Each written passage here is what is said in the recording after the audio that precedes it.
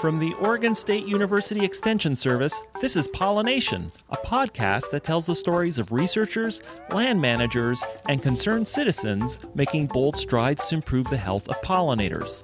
I'm your host, Dr. Adoni Melithopoulos, Assistant Professor in Pollinator Health in the Department of Horticulture. When will this cold and rainy weather pass in the Pacific Northwest? It's starting to get serious, folks. It's almost the end of April. Lots of key crops are budded up. They have not opened up as usual.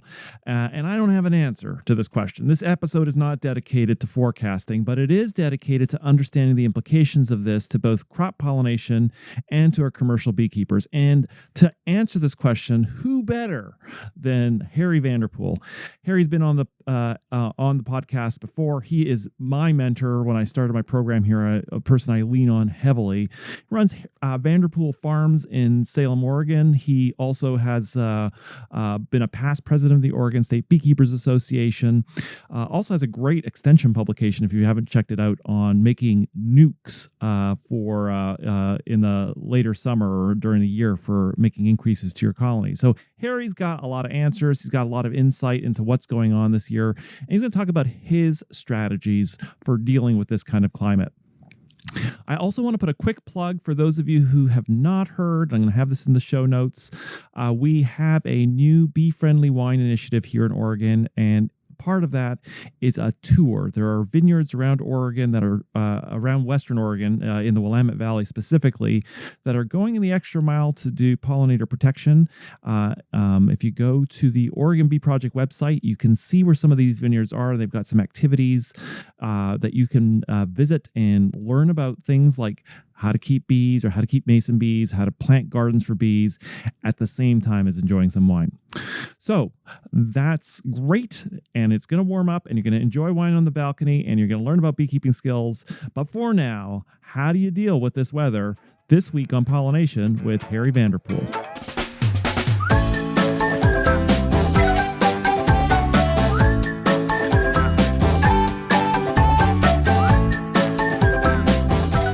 Well, I am so thrilled to welcome back Harry Vanderpool to Pollination. Hi, Harry. Hi, Adoni. It's always great to speak with you. Well, I'm looking out my window, and it's yet another very wet day in Oregon. And I just wanted to catch up with you as a commercial beekeeper, just to get a sense of what, the last few months are like and sort of what's up ahead. And maybe just starting with, how did we get here? So how was it coming? How were your colonies, and what was sort of the, what was sort of the challenges coming into the winter? So one thing that stuck in my head from my early years in beekeeping is a statement that everything good in your beekeeping year begins in the fall. And a little truth to that and a little non-truth, because I take all my losses in the fall. It's very, very rare that I have any winter losses at all.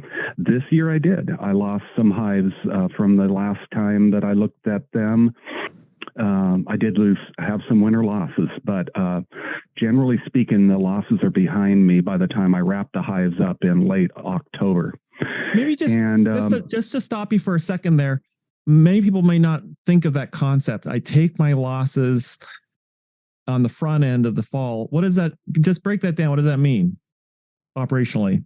It means that we now have pests and diseases that we didn't used to have to deal with, and sometimes in the course of slugging it out with treatments such as formic acid or some sort of a thymol, such as Apogard, you can lose some queens. Those hives can get away from you, and you find yourself, and this is the thing, you're getting tired in the fall, we're all very tired in the fall, and you're just wanting to wrap things up, and you find hives here and there that got too far away from you.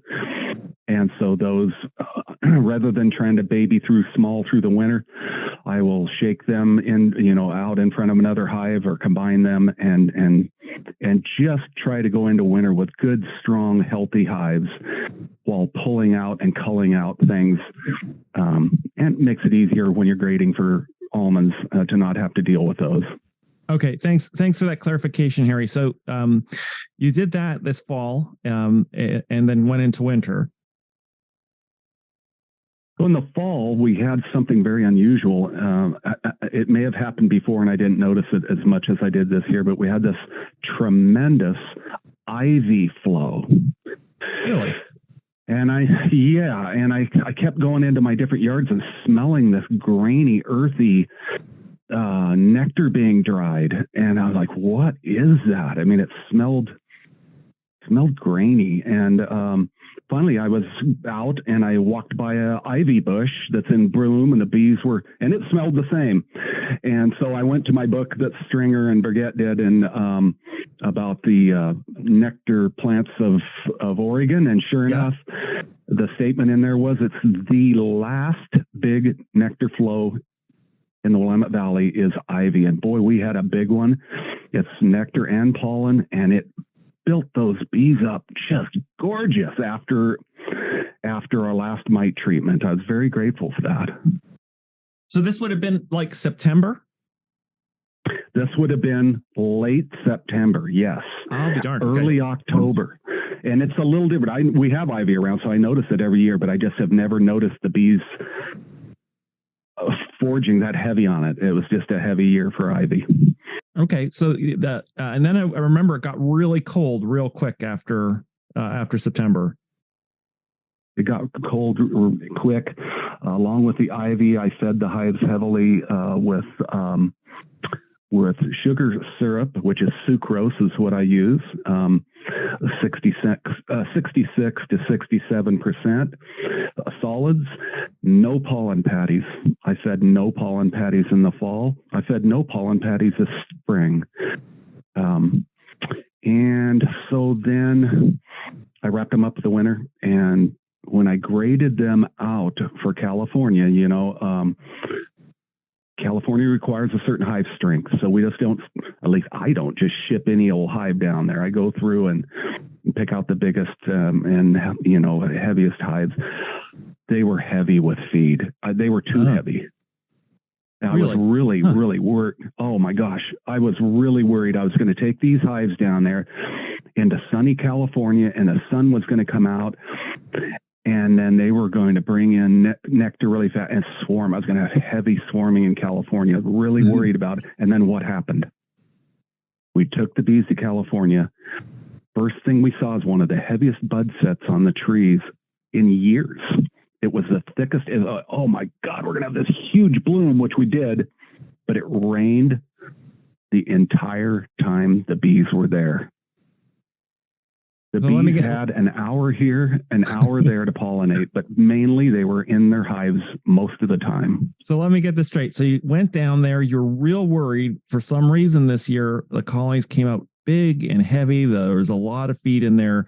You're worried with this thick bud set in almonds that would a whole bunch of nectar and pollen come out of the colonies and they'd be swarming. You'd have all sorts of problems, but it was cold. But it was cold and the bees did really well. It got so muddy for most beekeepers, they couldn't even reach their hives to feed them. The last thing in the world I wanted to do was feed my hives. So that was one worry I did not have. That's great. Okay. And it just goes to show in beekeeping and a lot of agriculture how connected we are with Mother Nature out there, and how good things happen and bad things can happen. And what I've seen this year so far is it's all of agriculture. It's raining and hard to do anything and muddy, but hey, all of agriculture is either suffering or in delight with the conditions that are presented to them. Well, so I guess after this, with the conditions that you had very heavy colonies. They went into pollination. and I guess there's not a lot of great days for foraging. Did the colonies look bad after almonds, or what did, when you I guess you went down there, you looked through the colonies after pollination, how do they look? So that is always a thing, is sometimes you take hives down, let's say they're 8 frames of bees, 10 frames of bees, 12 frames of bees. You expect to grow. In a year like this with the bud set, if it would have been 70 and 80 degrees the whole time, it would appear that those hives would have doubled their size, just come back smoking. They came back with growth. They came back with not a lot of pollen. They came back with pollen and nectar on them. So you could tell that they did have hours here and there. The growers down there are generally optimistic in the north where I am, up south of Chico. And I just hope the best for them down there. They need a good year. They've had 2 lousy years due to the frost. Okay. So your colonies then looked, they didn't grow hugely, but they growed a little bit, and that was sufficient for them to be able to, they didn't go backwards. They didn't go backwards. And okay. I do, everybody does things a little different, and that's something notable about beekeeping. I do things a little different when it comes to the things I do with my hives after. Most beekeepers I know go down there and split their hives immediately after bloom. I do not do that. I never have done that. Okay, so bring my hives home. The typical practice is that colonies grow on almonds, and then you divide them to make up losses, to increase your colony numbers, take pressures off the colonies, but you don't. Yeah, they immediately do that. Some of them will allow queen breeders to shake bees, which is great because the queen breeders need those bulk bees. I don't do any of those things. As soon as my hives are released, I bring them back home, and they get a queen check, and they get feed if needed. They did not need feed, and they got a honey super, a queen excluder and a honey super. And then I go into peaches and cherries. And when those hives are busting, then they get a hard divide in half. And what I believe in strongly, and the reason that I don't do any policies or procedures just by hunch, there has to be some rationale or reason. My mentor, Kenny Williams, really pounded that into my head, thank heavens. Why are you doing this? And the why of it is I have almost no chalk brood. I say almost no chalk brood, and very, very, very little, down to nothing of a European foul brood. Oh, so that is the one. Yeah. So the idea is, if you split them, the colonies, and it's a little bit of a vulnerable time for a colony, it can promote diseases, but instead you leave them intact until they come here, and so you don't have as much disease. That's my belief, and that's what I see. Okay. I answer the phone all spring long with European and chalk brood, man, pouring out I don't see that, and that is my belief. And then when you do make those hard divides right in half, you're doing it, when the cherries and the tree fruits are browning out, and the maples and their nutrition is at their peak. Not in a valley right after almonds. All right. Well, let's fill in the gap right there. So after almonds, you put give them a little bit more space with the honey super, and so these colonies are transported up here. When did your colonies come back to Oregon? Well, that was a disaster for everyone, and so the bloom, brown down, and I was able to go down and get one load out, and then the other 2 were basically locked into the orchard with mud. Oh no. Impassable. Mm-hmm. And they sat down there for 3 more weeks. I was grateful for the load I got up. I was able to get peaches. Peaches are the earliest crop. They're actually a relative of almonds, by the way, a near cousin of almonds. Oh, I suppose like you look in a peach, it's a little almond inside. Yeah, there you go. And so they're the earliest crop up here in Oregon, and thankfully I was able to get my first load out. But really wringing your hands and pacing the floor, because it rained and rained and rained and kept raining and raining and raining down there, man. So, but they're all home now, and this is the latest ever taking bees into cherries. This is the 20th as we speak of April.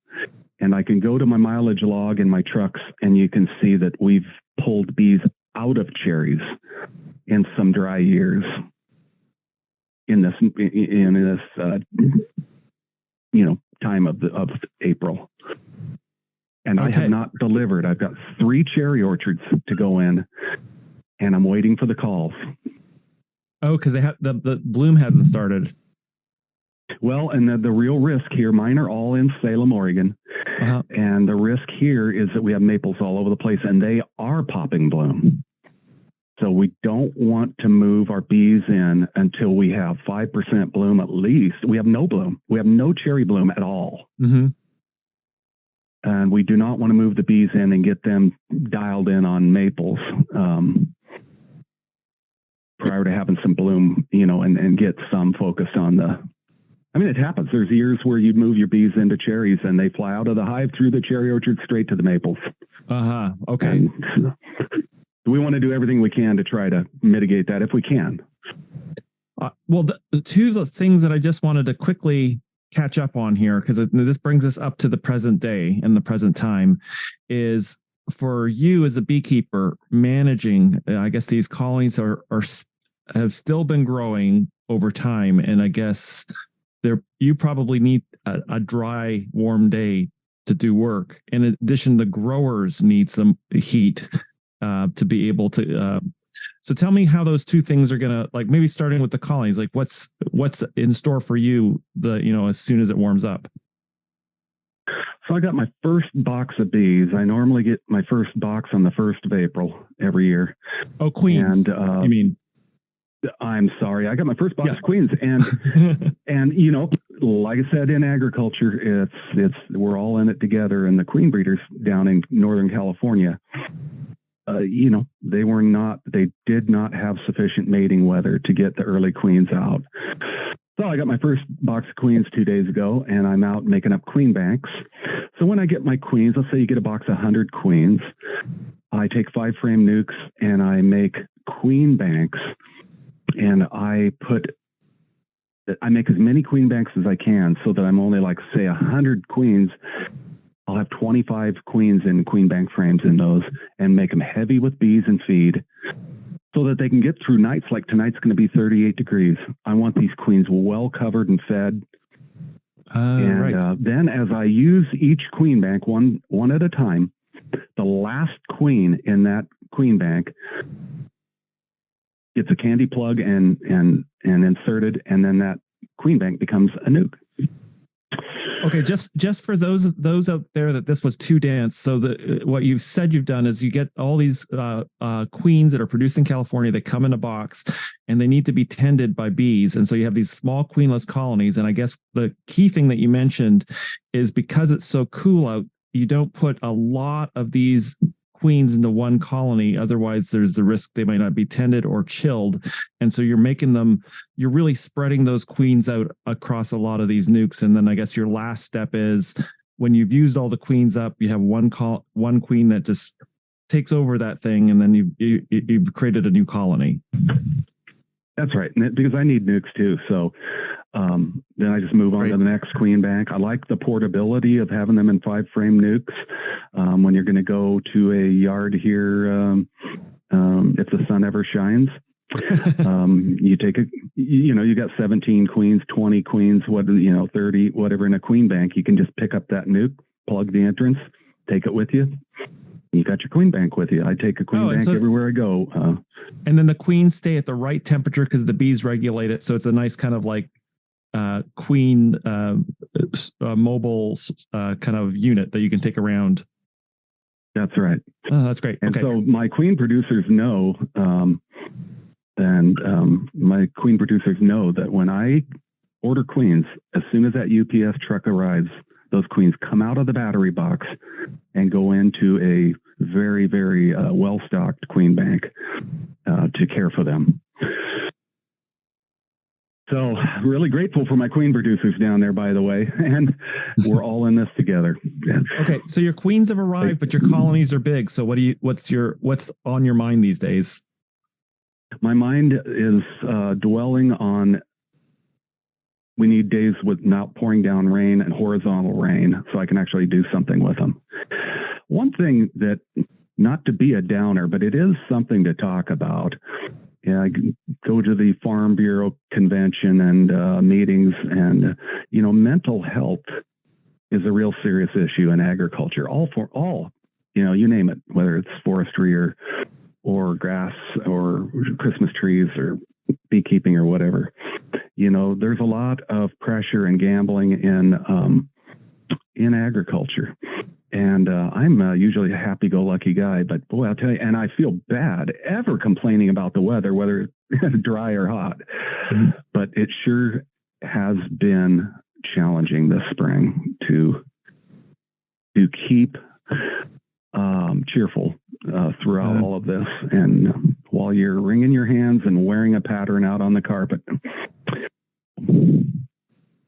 Well, I'm glad to at least get the conversation out, because I think for a lot of people, the bee, especially I was thinking growers, and although growers are all facing their own problems this spring, but the colonies arrive, and that there's a lot of work that you on your first couple of warm days are going to have to hustle. I imagine you've got more than couple. It's going to be a sprint for quite a while just to get them apart. And I will have some swarming. It's just every day that passes is guaranteeing me I'm going to have some swarming because I'm being locked out of the hives. I know some people go out in the pouring down freezing rain and make divides. I just don't do that. Tell us a little bit about the hustle, what you've got to do. Like, what it's going to be like when the temperature turns here. What are you going to be you're going to be running around trying to do multiple things. What's sort of on your agenda? So I'll be delivering bees into cherries here probably later this week or early next week. And then I have already informed all of my growers that I will be dividing hives at the first opportunity in the crop. And that's something that I try to put off till the crop's browning out. But I explained to them that it's, either I divide the hive or we lose half of the hive. So, and they prune their trees and they understand that we prune our hives as well. So there I take my boom truck. I have a flatbed truck with a easy loader boom on it, and I load 6 pallets. So that's 24 hives of dead outs. Those are hives that I did lose in the fall. I took into the shop and went through them and meticulously set them up with a recipe for making hard divides. So the top box on those has 2 frames of foundation in the back, a solid frame of honey, a couple frames of comb, and then another frame of honey, comb, and then the feeder. And what I will do is I'll take that truck and I'll go to a location where there's bees. I will pull the honey super off, set it aside. I'll go into the upper deep and I'll find the queen and drop her into the bottom box of the parent hive. Now I have the upper brood box that's just loaded with brood and feed and bees, and it will go onto the truck on one of those hives, and I will take that the top box off of, replace it with a top box that has that recipe in there and replace it with that. Now the parent hive there where I went has the queen in the bottom, can move up through with that perfect comb and feed, and there's bees in the honey super and the field bees there. So the hives that you're reducing there in the crop are huge. The grower isn't losing any pollination at all. You're doing it when a lot of the field bees are out in the field. But now we load that truck up with 24 of those divides, take them to one of my yards, boom them off onto pallets, and then go through and introduce a queen in a queen cage for a candy release. And those will sit there for at least 10 days before I come back and queen check and make sure the queens got released and are out and laying. And that's the way I've recouped my winter losses, fall losses. Okay. And I guess the key thing here, if you're a grower listening to this on these years where things are so crammed together, that you're not losing, you're still getting, and I always like to remind people for some of these early crops, it's 6 frames of bees that is the minimum grade. You're getting way more than that. And plus you're making sure that colony stays in motion through the entire pollination, because it isn't going to swarm. By doing what you just described, you take the pressure off, so you make sure that colony's online for the entire pollination. Oh, and they're gorgeous. It's the result of this just comes. I mean, you go back to the parent hive, or when I go back to queen check the divides that I've taken away, after a couple weeks, I mean, they're just beautiful. And you've just completely kicked the swarm completely out of them for now. Mm-hmm. Sometimes I'll go through later on after meadow foam, which is in May, and do it again. Basically, you can make a hard divide if you do it the way I do every 30 days. But you got to be really careful not to do too late in the summer, where the resources are starting to dry up. It's good to take advantage of this big buildup period we're in.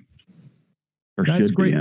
I always beekeeping in the Pacific Northwest is new to me, but I've realized how intense the spring flow is. It really, you fall behind and your colonies are gone. That's right. I would like to go back if you would allow me to. Of course. And again, to go back to the suggestion that I strongly believe in, that the best things that happen to your year in beekeeping begin in the fall. And one of the things that I've really noticed makes a big difference is getting those mite levels down as close to zero as you can. And one of the ways you can do that, and I did a good job this year, I hope I can do it again this year, is, we're all tired in the fall, we're all worn out, but get out there, and even when your mite counts show nothing, treat them a couple of times in November and December when you're in the broodless or close to the broodless period. Because I'm going through now, and I'm, you break the 2 brood boxes apart, and you have these rows of drone brood that they've, where you will see mites if you have mites. I'm seeing none. I mean, I shouldn't say none. I see 1 here, and then 3 or 4 hives later, I see 1 or 2.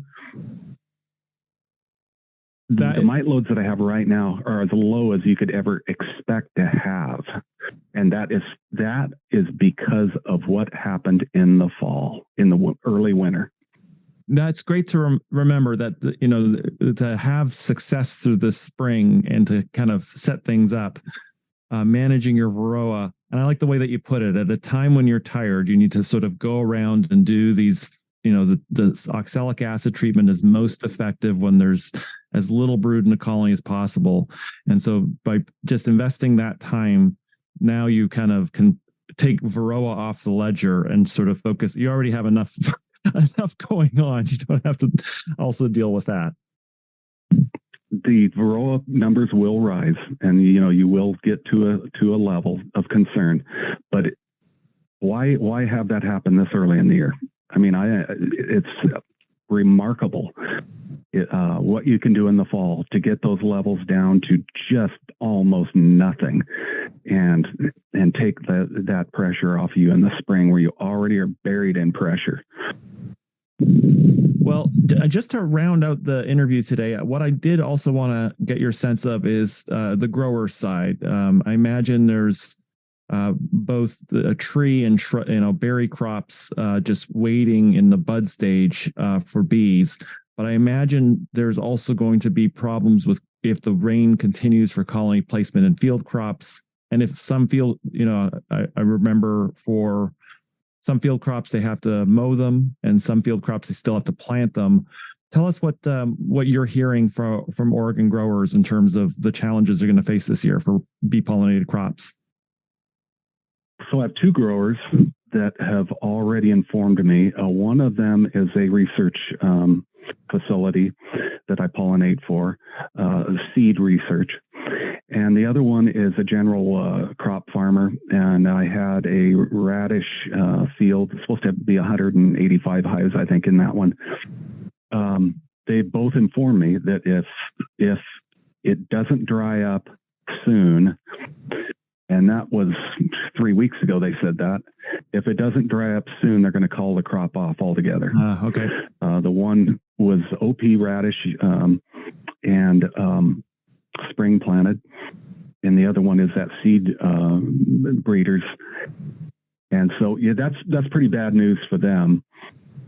And then I can say something positive about cherries, and then my cherry grower is a fifth generation cherry grower. And he informed me on a year like this years ago. He drove up. I was doing something. There was pouring down rain. And he said, with good, strong bees at the right stage of bloom and temperature, the bees can pollinate the whole orchard in 3 hours. Okay. And that, I think that happened in California. They got an hour here and an hour there. But no, growers are stressed out is the answer to your question, Adoni. Mm-hmm. Well, I imagine a lot of them are, anxious to know if there's enough bees. If there's probably on years where they're unusual, there's all sorts of anxiety. And I really like what you said about mental health. Agriculture involves a tremendous amount of risk, and when you have a year like this, things can go badly, and it's out of your control.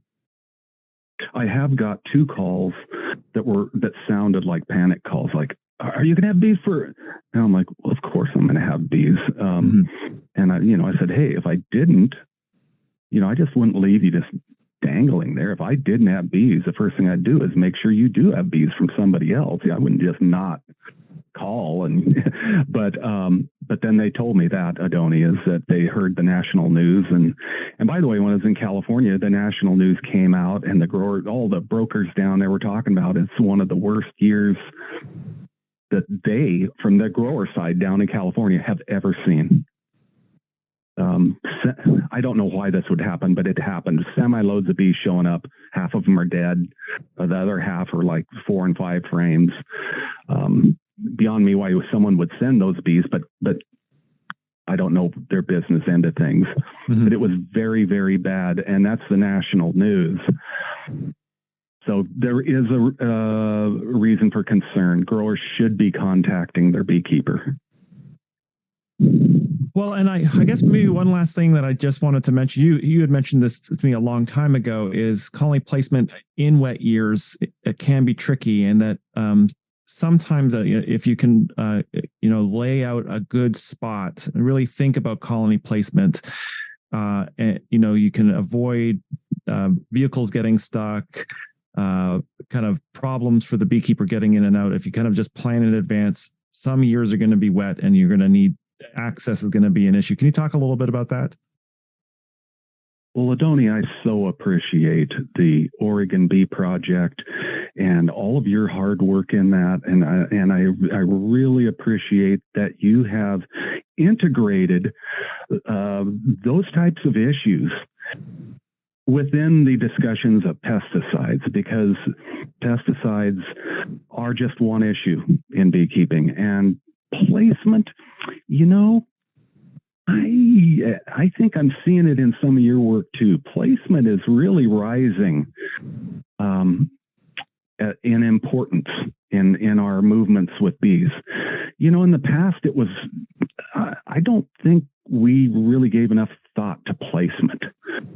And, placing bees, and then at the wrong time of day, they're in the shade. Maybe you place them where in the morning. They shade until noon. That's a terrible idea. Mm-hmm. Placing them where they could get flooded out. in the rows or at the end of rows where when they're spraying their critical fungicides, the spray is going to get sprayed right into the interior of the hive. That's ridiculous. I refuse to do that. And so some growers have big operations with tens of thousands of acres of fields that they lease and that, and you really have to really pound into their head that, okay, this is a new field. Where can I unload? Mm-hmm. Where can I unload? Where? How do I get into the field? Sometimes big growers just don't even think of that, and it's like, I got this field, and there is no way to put bees in there. Yeah. I've had them do that, and then so you just look them in the face, say, I can't put bees in there. You got a fence, a ditch. Mm-hmm. How do I put bees in there? Then they end up going talking to a neighbor. Mm-hmm. I don't know if they pay them, but somehow or another, the neighbor says, okay, you can come in on my property and put bees in there for your crop. It's of rising importance, and I again really commend and appreciate your work on that. Well, thanks. I have seen some growers that have, planned for pollination. They know they're going to have either a clover crop or meadow foam and have laid a nice kind of easy access. And sometimes there can even be some gravel, and it really makes a difference in terms of your ability to get in and out and not get stuck and eat up your time, and you don't damage their fields at the same time. Like a little bit of thought on the front end, I think, especially if you're going to be growing a pollinator crop in the spring, it seems like a great tactic. Make things run smoothly. It is. That's very important. And I have gone a step further, and I have, I'd say most of my growers that do general ag crops, seed crops, field crops, I try to place my hives off the field, completely off, where once the crop's done, I can leave them there for another month or two, and that saves moving bees. Now, moving bees isn't that hard on them, but it is hard on them, and there is a certain amount. There's no reason to move bees if you don't need to. Uh-huh. And if there's not going to be pesticide applications in the area, I have growers that'll just let me leave them there in that spot, and it's out of their way so that they can harvest. And that was another thing I wanted to bring up on this year, Adoni, is that some crops like clover and radish, particularly hybrid radish, when it gets this late in the year, if it's spring planted, it's going to run the harvest like into October. And we've seen years, I know you've seen them, where it rained and rained and rained and the crop was a total loss. I think that's why a lot of the growers right now are just taking a look at like radish and saying, I may opt out and just plant it later in grass. Well, I remember last year from clover, because they were unable to mow it, they had, really low yields, like without being able to get that spring kind of cutting out and then allowing them to tiller up, it causes problems later on. These wet springs can really hit the bottom line of some of our growers that we depend on. It does. I think, though, at this time, on the high side of that is down in Southern California. There's probably some almond growers that were pulling their orchards out because of no water that are probably really regretting it right now because they got a foot of water where their orchard used to be. So, well, Harry, thanks so much for taking time. I know if it wasn't raining, we wouldn't be having this conversation, but I really appreciate you, and our listeners really appreciate and are wishing you luck as we come into hopefully some better weather and temperature next week. I don't believe in luck, but I appreciate the thought. We call it good fortune. How's that? Okay, I'll take that. Thank you, Adoni. It was great talking with you. I'm trying to be as cheerful as I can in the face of adversity, okay? Well, just know we're cheering you on. Thank you, Adoni, and likewise. Thank you. Thank you for all you do. Thank you so much for listening. The show is produced by Quinn Sin and Neal, who's a student here at OSU in the New Media Communications program, and the show wouldn't even be possible without the support of the Oregon Legislature, the Foundation for Food and Agricultural Research, and Western SARE. Show notes with links mentioned on each episode are available on the website, which is at pollinationpodcast.oregonstate.edu. I also love hearing from you, and there's several ways to connect with me. The first one is you can visit the website and leave an episode-specific comment. You can suggest a future guest or topic, or ask a question that could be featured in a future episode. But you can do the same things on Twitter, Instagram, or Facebook by visiting the Oregon Bee Project. Thanks so much for listening, and see you next week.